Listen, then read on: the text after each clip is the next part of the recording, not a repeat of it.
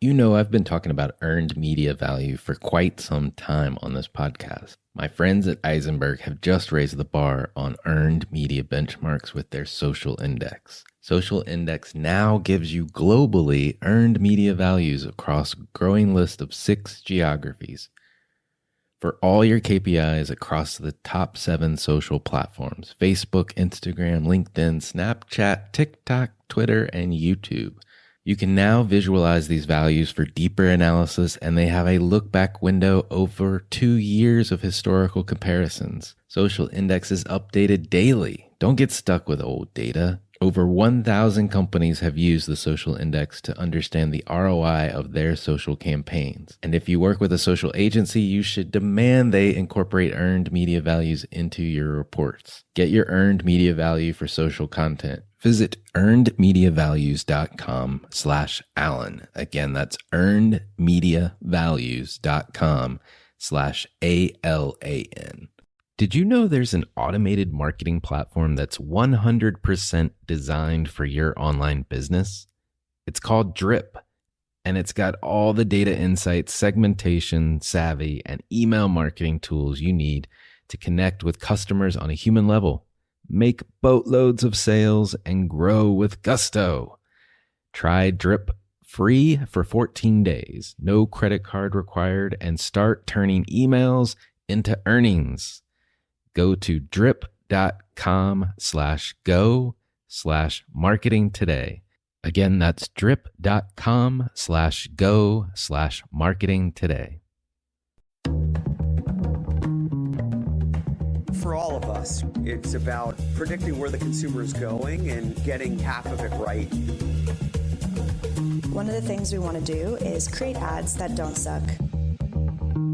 Embracing change creates great possibility. I'm Alan Hart, and this is Marketing Today. Today on the show, I've got Surbhi Martin. She's the Vice President of Greek Yogurt and Functional Nutrition for Danone North America. Danone is a certified B Corp with a mission to bring healthy food to as many people as possible. And Surbhi oversees the strategy, brand marketing, business performance, and P&L for a portfolio of brands underneath Danone North America. On the show today, we talk about a number of programs that they've launched with Danone Light and Fit, launching a program called The Comeback, which is a returnship program for women coming back to the workplace, as well as their support for Dress for Success through some product innovation and new flavors, and much, much more. You're going to really enjoy this conversation, and I encourage you to check out the book recommendations, both in the show notes and then towards the end of the interview.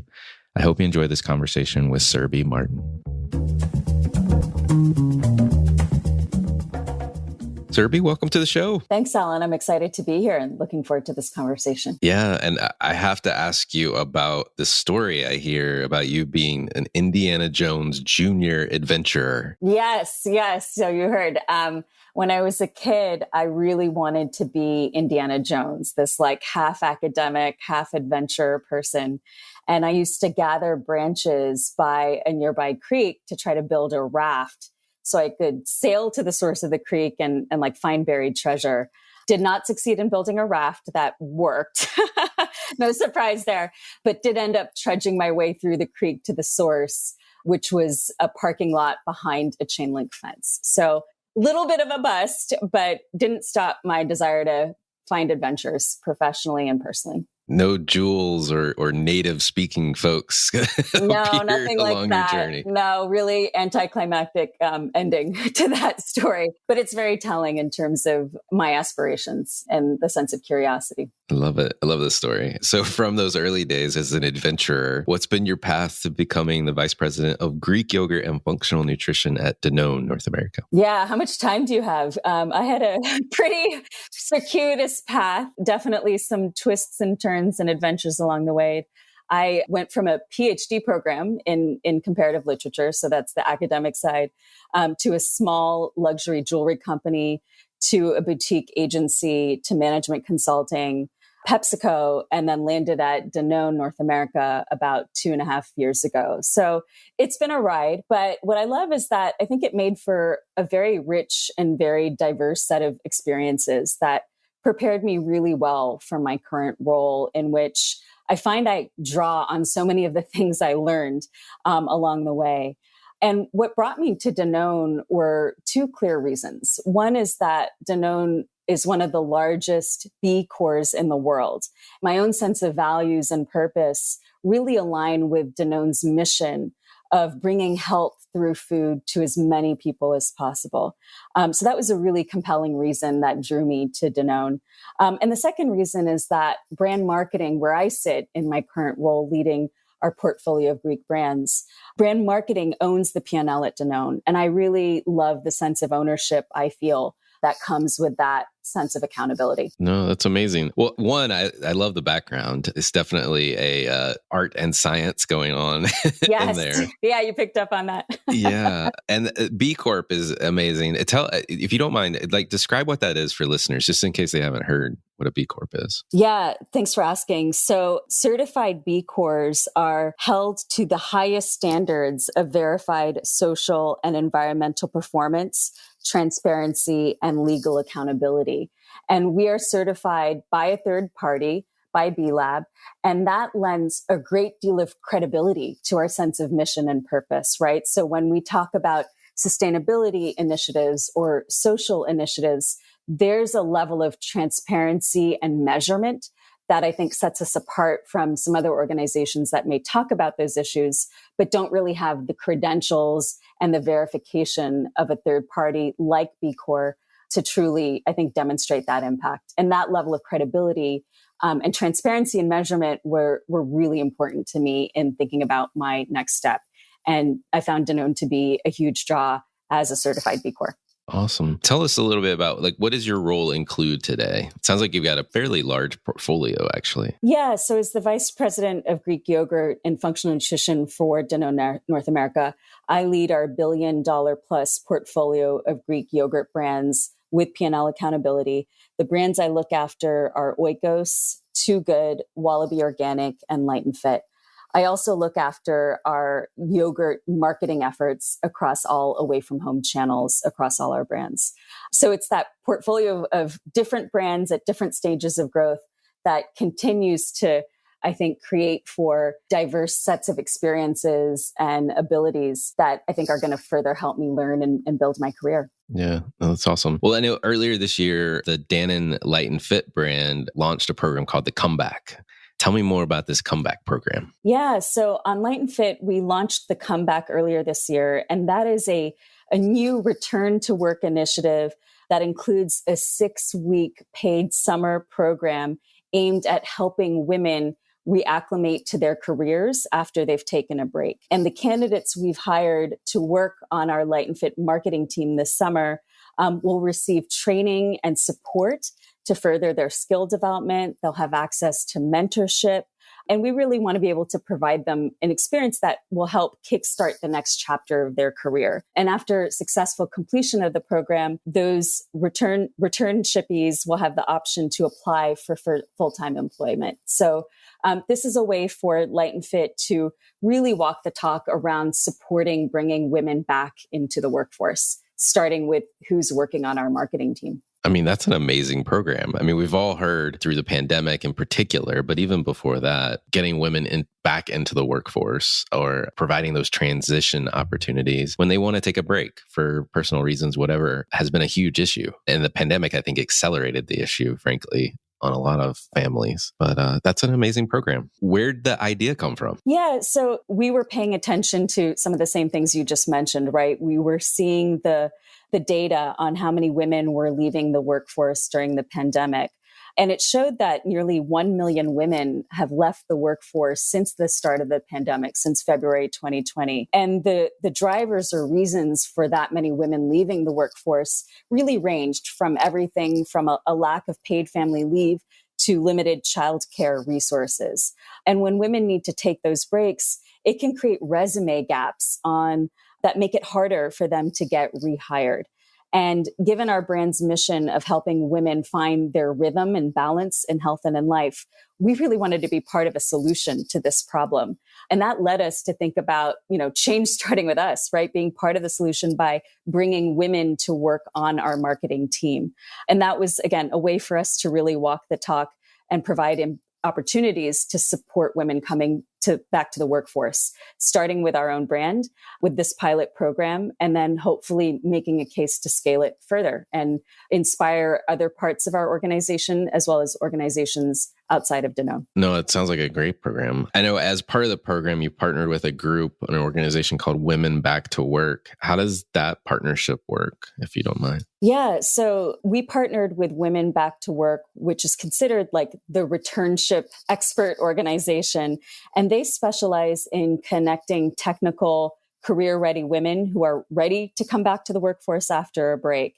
And it was really important for us on the brand side to partner with an organization that, again, had a sense of credibility and expertise that we just frankly don't have, and could provide us with the necessary guidance and tools to set up a meaningful and successful returnship program, because this was our pilot program. And so we needed that guidance, we needed that expertise, and it's been a really great partnership so far. Yeah, no, that's great. So they help, if you will, architect the program, how it comes together, if you will. So you didn't have to figure out that yourself. You know, they brought some program ideas and concepts and approaches from other groups, I guess, that they work with. Exactly. They've worked with a number of different organizations and companies. And so they've got this expertise and capability around how to design and tailor returnship programs for organizations to set women up for success once they're here, so that truly these returnships can be a catalyst to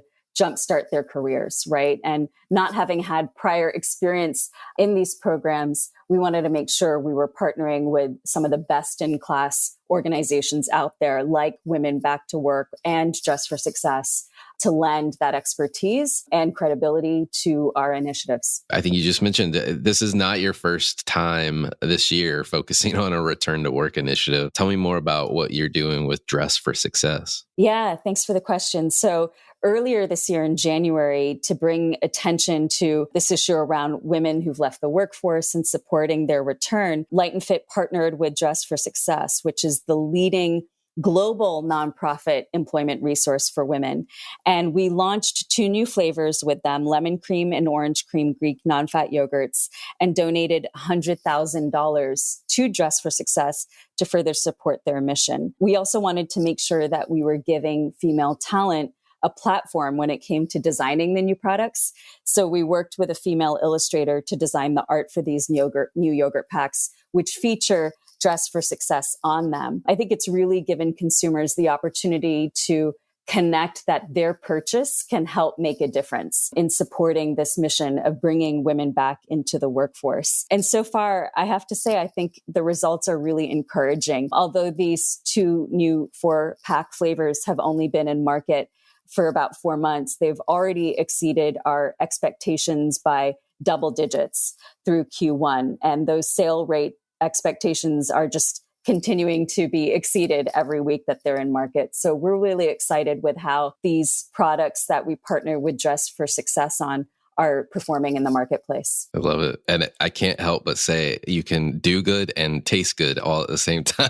Yes. Well, that gets into another one of our brand's territories, taste good, but you can detect a pattern, right? Across our brands of putting purpose and mission authentically and transparently and with numbers more at the center of our brands, right? And that thesis of purpose leading to outsized performance doesn't need to be just proven or owned by one brand. It can certainly be repeated. And I would argue it's a great time for brands to start actioning purpose in credible, meaningful, impactful ways, because consumers want to vote with their dollars. And I think these Light and Fit Dress for Success limited edition packs are a great example of that, as is some of the other work we've done on some of our other yogurt brands. Well, I mean, it definitely feels like, I mean, you've got the Danone as a corporate entity taking the B Corp stance and process and certification process.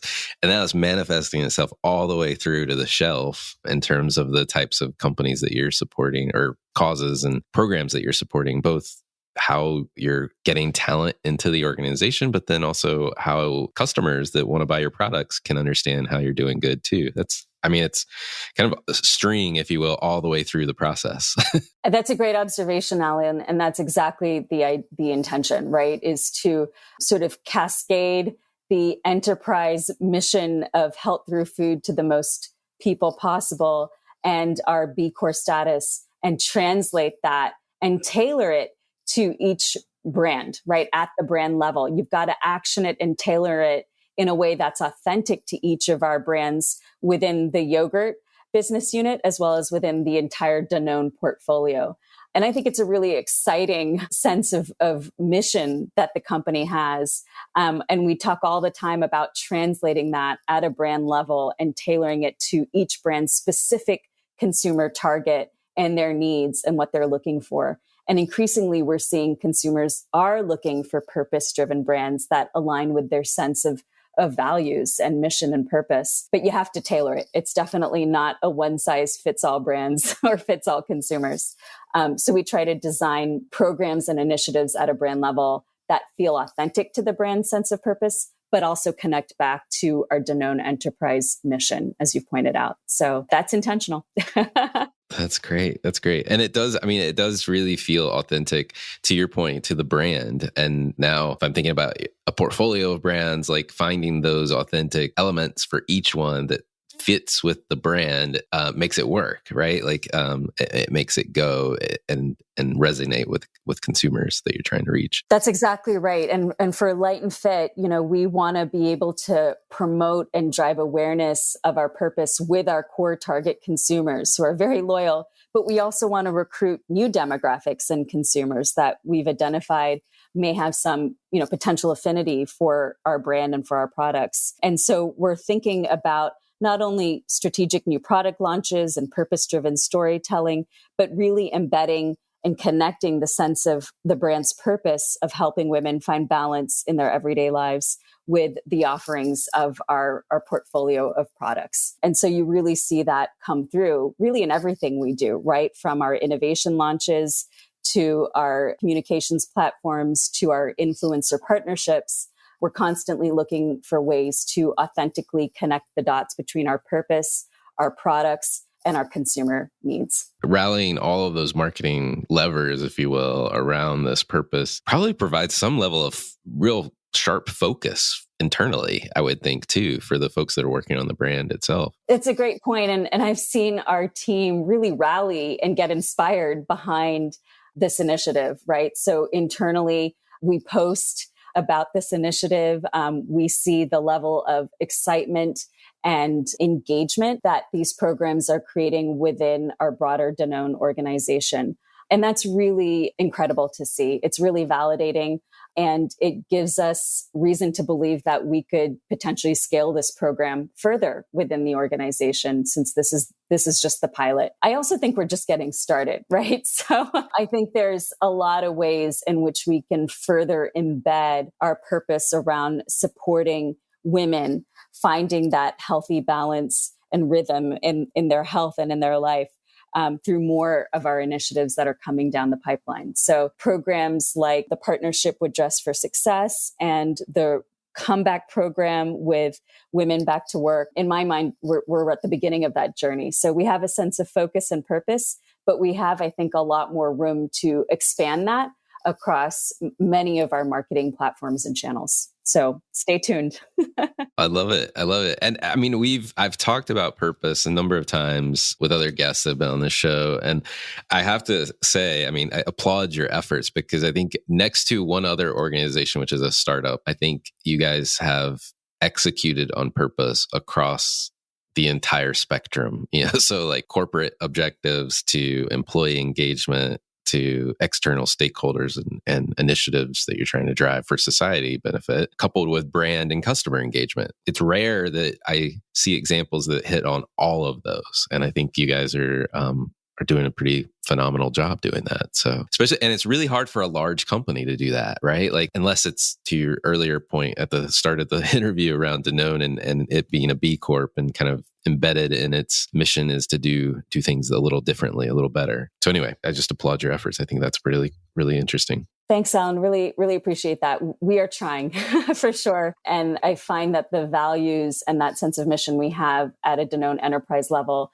give us a great deal of permission and a sense of empowerment to sort of run with those things at the brand level, and to feel a real sense of ownership to drive it. So I would say that's been a catalyst for a lot of the initiatives on Light and Fit, as well as on some of our other brands. So I credit the company in large part to enabling that sense of empowerment and trusting our brand teams to run with these ideas and make them real. Well, one of the things we like to do besides talk about business is get to know the person a little bit more. We already know that you were an early adventurer and had some interesting experiences there. But my favorite question to ask everyone that comes on the show is, what experience of your past defines or makes up who you are today? Yeah, it's a good question. So I had a really defining experience as a preteen when I lived with my grandparents for a summer in India, in Delhi, the capital. And they had this like really nice, comfortable, large house in Delhi where I lived.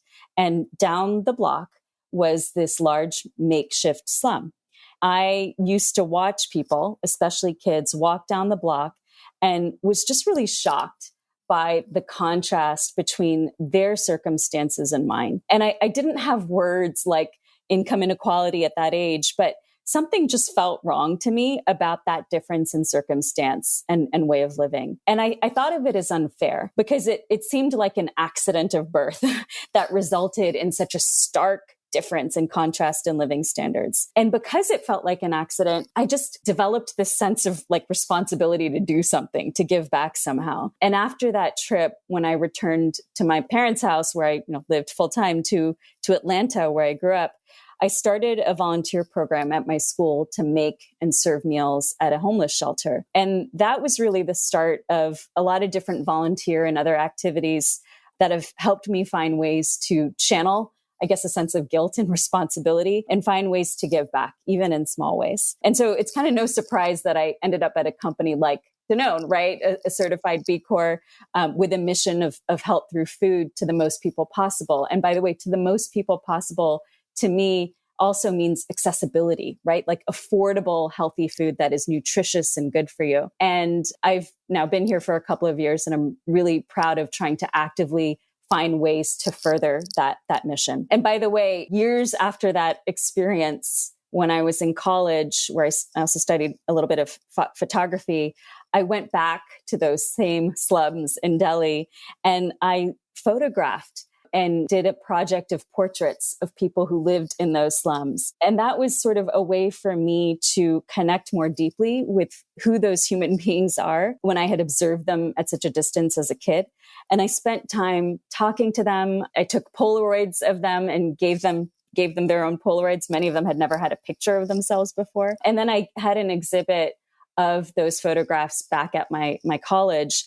And it was really a way for me to share more about their story and bring some sense of humanity and understanding to who these people are and bridge that gap or that divide a little bit more. So there's a bit of a circular story there where I try to get beyond the perception and get to know them a little bit more. And that has deeply defined and resonated with me. No, that's a phenomenal story. And man, I can continue to see this Indiana Jones person coming out over and over again. So like, you really, I think you're going to live that dream of becoming Indiana Jones. I hope so. I think I am. Sounds like it. Well, if you were starting this journey all over again, what would you tell your younger self? What advice would you give? Oh my gosh. Yeah. Don't stress so much, right? It's all going to be okay. I think I had a lot of stress earlier in my career and as a younger person. And I would tell myself to relax and to have more fun and to go out and go dancing a lot more, like a lot more. That would be the best advice I could give myself as a younger person. I like that. Back to marketing. Is there a topic that you believe marketers need to learn more about, or you're trying to learn more about yourself? Yeah, I mean, that's a hard one because there's like a lot of topics I think it's important to be learning more about. I personally am trying to like understand and read a lot more about economic factors like inflation and the consumer price index and consumer sentiment. I think that's critical. But the one topic I'm going to really hone in on a little bit is sustainability. I'm not very knowledgeable, but I am trying to learn more about everything from our packaging to regenerative agriculture. And I think, consumers are increasingly looking and seeking for transparency on a brand's sustainability record, right? The facts. And so as marketers, I don't think we can afford to not learn more and then action those learnings for our brands or for our products in meaningful, measurable ways. And again, I feel really lucky to work at Danone because as one of the world's largest certified B Corps, sustainability is so central to what we do, right? And I think the impact that our brands have on the environment is really important to understand. So I would encourage other marketers to first learn more about that impact and about the issues, evaluate your own brand or company's impact, and then make change happen if it's needed. And my guess is it is. Regardless of what company you're working for, there's always room for improvement on sustainability issues. So not an expert, but looking to learn more and looking to use that knowledge to drive more meaningful change. I like both of the topics that you highlighted. One on the economic front, I mean, like inflation and the macroeconomic environment, and not to mention the recovery of different cohorts of people to talk about socioeconomic status and how that sometimes predetermines what's happening to you at this moment. But on the sustainable front, I will tell you about an organization you may already know, but for listeners to this group called Sustainable Brands, and Coanne, who's the founder of it, who's been on the show before, they do a phenomenal job just getting marketers and various stakeholders together to educate them about sustainability in all aspects like you just described. So it might be a group to check out. That's great. I actually hadn't heard of them, so I'll write that down. Thanks, Alan. Yeah, absolutely. Two more questions. What are there, on a personal note, are there brands or companies or causes that you follow or you think other people should take notice of? Yeah. So to be honest, I don't really seek out or stalk particular brands or companies. I'm much more of a generalist, and I cast a pretty wide net by reading about a lot of things because I love just discovering stories about people, ways of thinking, approaches that are new to me. So I sort of spend my time, what free time I have, browsing a lot of different kinds of magazines and newspapers and books to just find ideas that stimulate my own thinking. And I find the browsing method can lead me to stumble on things I would have never sought out. So for me, it's actually been a source of inspiration and learning to take this approach. But to give you a more specific taste, I can tell you exactly what is on my list right now that I'm reading and listening to. So it includes the audiobook of Ray Dalio's Principles for Dealing with the Changing World Order, chapter 2 there. And on my nightstand, Adam Grant's originals in the middle of that. Mary Beard's SPQR, which is about ancient Rome, which is fascinating because it details sort of the history, the founding story of Rome, and then its rise and how it lasted so long as an empire. And I'm planning a trip with my family to Rome this summer. So I wanted to learn more. And then finally, the Gita. I grew up Hindu. And so for me, the Gita is a book that I like to keep by my bedside. Gotcha. No, those are awesome. That's a great list and very diverse. Very diverse. My tastes are eclectic, as you can tell. Very eclectic. Yeah, I love it. I've definitely read the Ray Dalio book, so that's a phenomenal read. It's great. It's very technical, but I've been listening to it during my commute, and I think I'm going to switch to the hard copy because it is very technical, and the detailed references to the charts is a little hard to follow in an audiobook. So I actually was thinking last night I needed to just buy the book and have a hard copy. Well, I'll give you one more. Not that you need more. You've already got a whole list there. But I recently was listening to the audiobook by Roger Martin, and it's When More Is Not Better. And it's a phenomenal talk about organizations and how they, in essence, how this pursuit, and I think this is more the case in the $1 billion unicorn startups, this pursuit to always be bigger is not always better, right? And it's not better for the company, the employees, or the people that you're trying to serve. And so it's this interesting dynamic that he talks through. And he does it in a very design thinking approach, which I think is his kind of hallmark of how he thinks about business. So anyway, I'd put that one on the list. Absolutely. No, that sounds really interesting. And I think very relevant actually to some of the things I think about in terms of scaling our purpose, right? And scaling mission, particularly around accessibility, of healthy food. So I'd be really curious to read that book and understand like arguments and counter arguments to this idea of more is not always better, right? And how that might pertain to scaling some of the things we've been talking about. Yeah, no, exactly. Well, last question for you. What do you feel like is either the largest opportunity or threat facing marketers today? Yeah, so honestly, I don't think there's been a better time to build purpose-led brands. Consumers are, as you know, we've talked about, increasingly looking to vote with their dollars and support brands that are, I think, creating a very positive impact. And we're seeing this thesis of purpose leading to outsize business performance on a brand like Too Good, which is one of the other yogurt brands that I oversee. And that's grown into a 200 million plus brand since we launched it in 2019. And it was the second largest contributor to growth in the entire yogurt category last year in 21. And I think a key driver of that growth is the purpose-led initiatives like our 1 Cup Less Hunger program, where for every cup of Too Good yogurt you buy, we help rescue and donate food to someone in need. And to date, our consumers have helped rescue and donate 33 million meals. And so that linking and that thesis of putting purpose at the center can lead to outsized performance is being proven out at scale with Too Good, an over $200 million brand now, as well as on, smaller initiatives like the Light and Fit Dress for Success launch we talked about earlier. And so to me, those are proof points that it's a great time. There's a great opportunity right now to start putting and actioning purpose in transparent, measurable, authentic ways. Because given the choice, most consumers really want to vote for the brands that are having a positive impact on the environment or society at large. So I think that presents a great opportunity for marketers. I really do. I can't say it any better. So Surbhi, thank you so much for coming on the show. This has been a great conversation. Thanks, Alan. I really enjoyed it and appreciate the opportunity. Thank you. Hi, it's Alan again. Marketing Today was created and produced by me with support from my team and podcast editors, sound engineers, and writers at Share Your Genius. Find them at shareyourgenius.com. If you're new to Marketing Today, please feel free to write us a review on iTunes or your favorite listening platform. Don't forget to subscribe on marketingtodaypodcast.com and tell your friends and colleagues about the show. I love to hear from listeners. You can contact me on marketingtodaypodcast.com.